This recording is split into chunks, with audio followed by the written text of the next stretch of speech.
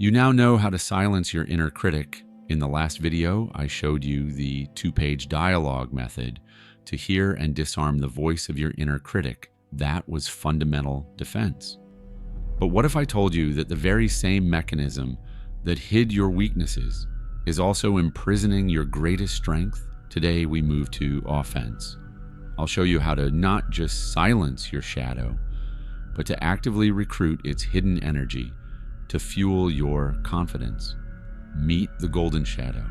The ordinary shadow is the basement where we hide the parts of ourselves we're ashamed of. And the golden shadow is the vault where we lock away our repressed talents, genius, and power, often because we fear them, feel unworthy of them, or fear the responsibility they bring. The people you unconditionally admire are mirrors reflecting your own locked away treasure. We won't write anything. Well, almost nothing. Close your eyes. Think of one person, living, dead, fictional, who arouses in you unconditional admiration and even a little jealousy. It could be a movie hero, an artist, an athlete, someone you know. It's not about being like them. The point is that they are a mirror in which you see the reflection of your own dormant qualities. Now, take a piece of paper. At the top, write the name of one person, real or fictional, who evokes in you a genuine, deep admiration or even a touch of envy. List 3 specific traits or skills you admire in them. For example, uncompromising creativity, unshakable calm, magnetic charisma. Now, the crucial question, when in my life, even for a moment, did a spark of this trait shine through in me? Write down that one. Small situation next to each trait.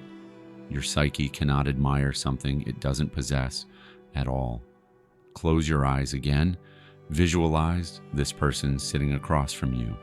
Conjure their image.